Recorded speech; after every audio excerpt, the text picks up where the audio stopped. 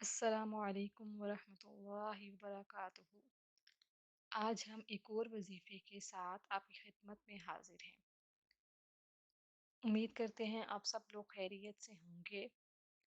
آج کا وظیفہ حضرت جعفر رضی اللہ تعالی عنہ سے منسوب نماز حاجت کا طریقہ ہے کہ اگر کسی کو کوئی حاجت درپیش ہو تو اس کے لیے اسے کیسے نماز ادا کرنی چاہیے اور خدا کی بارگاہ میں اپنی حاجت کو پیش کرنا چاہیے تاکہ وہ پوری ہو سکے۔ تو چلیے ویڈیو کی طرف اور طریقہ سیکھتے ہیں۔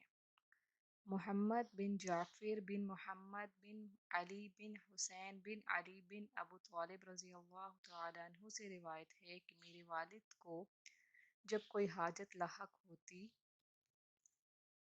آپ وضو کر کے 2 نفل ادا کرتے، نماز کے بعد یہ کہتے: الہی ہر مصیبت میں تو میرا سہارا ہے، ہر سختی میں تو میری امید ہے اور ہر مشکل میں جو مجھ پر پڑے تو ہی میرا آسرا اور بھروسہ ہے۔ کتنی ہی مصیبتیں ہیں جن سے دل کمزور ہو جاتا ہے، چارہ نہیں چلتا، دوست منہ موڑ لیتا ہے، دشمن خوش ہوتا ہے اور تجھ سے اس کا شکوہ کیا تو نے اسے ختم کیا اور مشکل حل فرما دی۔ تو ہی ہر حاجت پوری کرنے والا ہے، ہر نعمت عطا فرمانے والا ہے۔ تو نے ہی لڑکے کو اس کے والدین کی نیکی کے صدقے بچایا، مجھے بھی اسی طرح بچا لے جس طرح تو نے اسے بچایا، اور مجھے ظالم لوگوں کے لیے آزمائش نہ بنا۔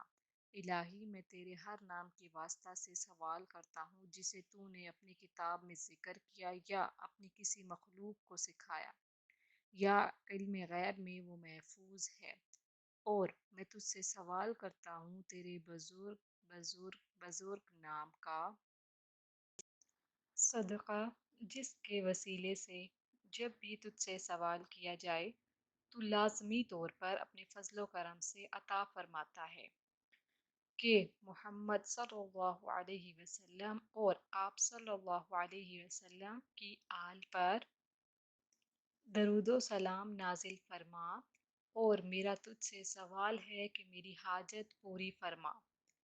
اور یہ دعا مانگنے کے بعد جو بھی حاجت درپیش ہو وہ خدا کے حضور پیش کرے تو انشاءاللہ اس کی حاجت پوری ہو جائے گی۔